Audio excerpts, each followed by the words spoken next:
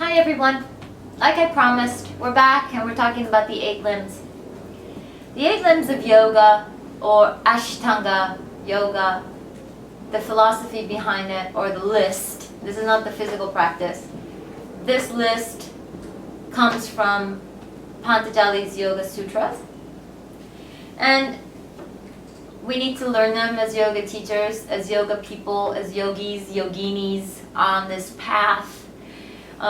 They really are helpful, and they're a moral teaching, they're a moral code for us to live our life. The first in the list is our yamas, and our yamas consist of 5 subcategories, and underneath that yama, the first one is ahimsa. Say that with me. Ahimsa. Good. Ahimsa means nonviolence, and that's a no-brainer. But I think that the word itself can just mean to some people, or the connotation of it can just mean I'm not going to cause violence to anything outside of me.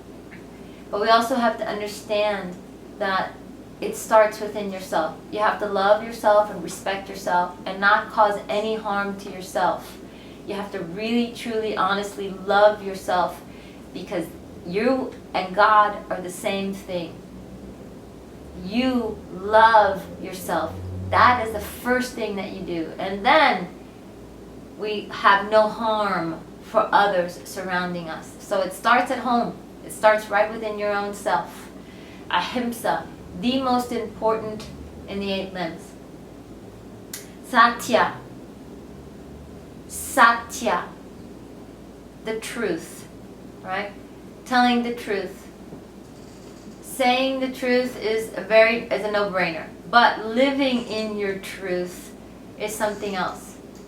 So it says to please live your truth, understand yourself, be true to yourself, and try to be true to others as much as you can.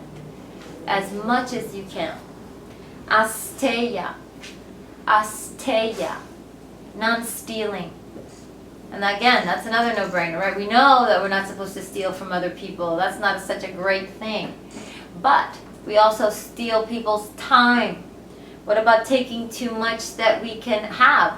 Some people take too much food, and it's like, you're not going to eat it all. Why are you stealing all that, right? Asteya, stealing someone's ideas. Brahmacharya. Brahmacharya.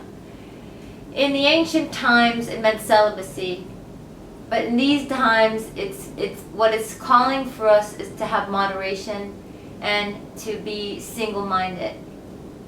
Aparigraha, aparigraha, greed. We should not have greed. We should not covet what others have. We should be content with what we have. Then we have the second in the 8 limbs. It's called the niyamas. Niyamas. The first on the list here is saucha. Saucha is purity or cleanliness. Every time you do your practice, make sure that you wash your face, wash your hands, get a little tidy, wash your feet before you get on that mat. Cleanliness, your house should be cleaned, in order, picked up, so your energy fields are better. That's just a no-brainer. Also, saucha means purity and cleanliness of mind. Have a pure heart and a pure mind. Santosha. Santosha means contentment, to be happy. We are happy when we want to be happy. We're miserable when we want to be miserable. So if it's just a shift in perception, Marianne Williamson says that a miracle is just a shift in your perception. So our ability to be happy is constant if we let it. The third in that list is tapas. Tapas is not what you eat. It's creating heat, austerity, giving something up, sacrifice, discipline. It's this ascetic kind of a feeling. Like you are disciplining yourself. You're disciplining yourself to go to practice every day. You're purifying your body through sweat. You're creating heat. It's a lot going on. Svadhyaya. Svadhyaya, self-study, self-realization. Through self-study, we realize ourselves. Ishvari pranidhana. Ishvari pranidhana. Dedication to God or faith in God. The third on the list is asana. You see how asana doesn't come first? Asana is third. Asana is postures, doing your practice, hatha yoga. Yes, Patanjali had certain postures that he recommended, but nowadays there's different lineages of yoga. So whatever it is that turns you on, or whatever path of yoga lineage that you like, we're doing more of an Ashtanga, Patabi Joy lineage with Vinyasa flair. But there are many different lineages of yoga that you could practice your asana in. Pranayama, breath control. The fifth is pratyahara, or withdrawal from the senses. 6, dharana, concentration, focusing, one mind, still mind.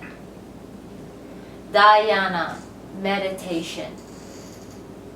And then the 8th is samadhi, union with the divine, ultimate consciousness. Yeah, samadhi. These are the 8 limbs. Make sure you know them in English and in Sanskrit, and you could be able to explain a little bit about them for me.